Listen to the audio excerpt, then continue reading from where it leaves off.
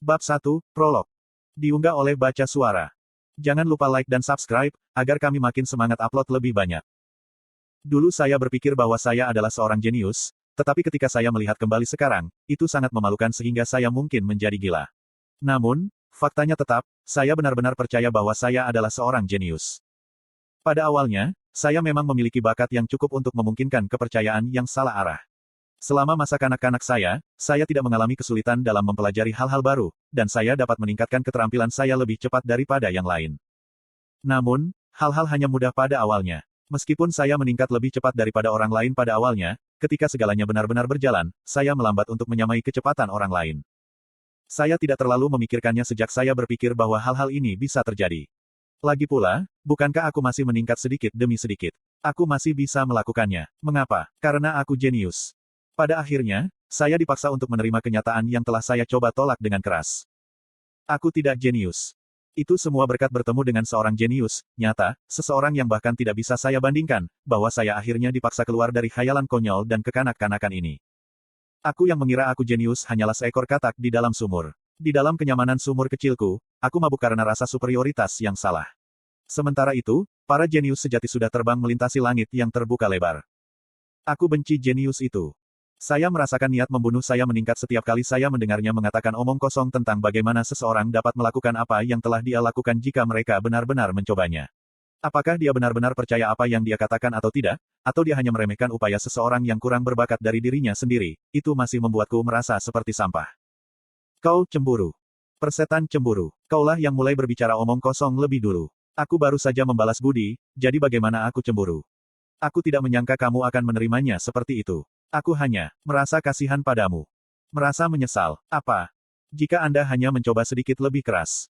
Apa yang Anda ketahui yang membuat Anda berpikir bahwa Anda memenuhi syarat untuk berkhotbah tentang kerja keras? Kamu bisa menjadi jauh lebih baik daripada kamu sekarang. Hei, aku baik-baik saja, terima kasih. Standar Anda terlalu tinggi. Apakah Anda benar-benar berpikir bahwa semua orang bisa seperti Anda? Karena Anda jenius, jangan berasumsi bahwa orang lain mampu melakukan apa yang Anda lakukan. Mengerti? Aku tidak bisa sehebat kamu. Konten iklan. Persetan. Aku hampir tidak bisa memeras kata-kata ini. Sebuah lubang menganga mengalir di dadaku. Untuk mencoba dan mengobati lukaku, mereka mati-matian mengeluarkan sihir dan menuangkan obat mujarab yang berharga, tapi itu sia-sia. Tidak, tolong jangan. Dia menangis. Aku tidak pernah berharap seorang gadis seperti dia membuat ekspresi seperti itu untukku. Meskipun kami berdebat tentang segala hal, dan dia selalu memasang ekspresi jahat di wajahnya setiap kali dia berbicara denganku, kurasa dia masih sedikit terikat dengan pertengkaran kami. Itu sebabnya aku memberitahumu. Kembali saja, mengapa kamu harus begitu keras kepala dan terus mengikuti kami? Sienna, untuk saat ini, simpan saja itu. Petik 2. Suara saya tidak keluar seperti yang saya inginkan. Itu mungkin karena semua darah naik ke tenggorokanku. Aku tidak butuh obat mujarab. Anda tidak memiliki cukup untuk membuang satu di sini. Jangan bodoh. Tetapi, cukup, akulah yang paling tahu tubuhku sendiri. Tidak mungkin aku akan bertahan. Aku akan segera mati. Aku sedang sekarat. Saya telah pasrah dengan kenyataan ini bahkan sebelum dada saya ditusuk. Pertama-tama, tubuhku sangat hancur sehingga pasti terlihat seperti sedang melakukan tugas orang bodoh. Mereka mengatakan kepada saya untuk kembali dan menunggu mereka, tetapi saya telah mengabaikan semua kekhawatiran mereka dan ceramah mereka untuk mengikuti mereka hingga saat ini. Aku bisa saja menghindarinya.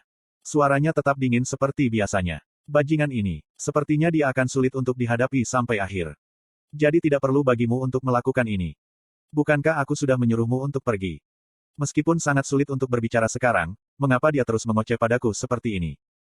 Kamu seharusnya tahu itu juga. Ekspresinya menunjukkan bahwa dia tidak bisa mengerti. Ada kemungkinan dia benar. Meskipun itu mungkin tampak seperti krisis putus asa bagi yang lain, itu mungkin tidak tampak terlalu berbahaya baginya. Bukankah aku tahu itu? Tentu saja. Lagi pula, kami sudah lama bepergian bersama. Jadi aku tahu monster macam apa dia. Dan bahkan di antara semua orang yang memanggilnya monster, aku sangat akrab dengan kemampuannya. Petik 2. Tidak perlu bagimu untuk mati seperti ini. Lalu bagaimana lagi aku harus mati? Dia juga harus mengetahuinya. Betapa ajaibnya bagi saya untuk sampai sejauh ini. Tanpa dia, saya tidak akan pernah sampai di sini. Setidaknya seperti ini adalah kematian yang terhormat. Sangat sulit untuk mengeluarkan suara saya, tetapi saya harus mengatakan ini, saya tidak akan menjadi apa-apa selain menjadi beban jika saya terus bersamamu, tetapi saya juga tidak ingin mundur. Dan saya tidak ingin mencoba dan menjalani kehidupan biasa dengan tubuh saya yang lumpuh ini. Karena kamu sangat berbakat, kamu benar-benar tidak membutuhkanku untuk melindungimu, kan? Meskipun saya tahu ini, saya masih melemparkan tubuh saya ke jalan. Tubuhku yang tidak lagi bisa bergerak dengan baik, hanya sesaat, bergerak persis seperti yang aku inginkan. Berkat itu, aku bisa mendorong bajingan menjijikkan ini, dan aku berakhir dengan lubang besar di dadaku. Aku lelah sekarang, jadi pergilah. Perlahan, semakin sulit untuk berbicara. Rasanya seperti suara saya sendiri datang kepada saya dari kejauhan dan, dari lebih jauh, saya bisa mendengar suara tangisan. Tubuh saya sangat berat sehingga saya bahkan tidak bisa menggerakkan satu jari pun. Semua yang ada di depanku menjadi gelap. Terima kasih. Di saat-saat terakhirku, aku mendengar suaranya. Bajingan, jika Anda akan mengatakannya, mengapa Anda tidak mengatakannya lebih awal? Tetap saja, itu membuatku merasa baik. Lagi pula, ini pertama kalinya aku mendengar dia berterima kasih padaku. Wah, apa-apaan.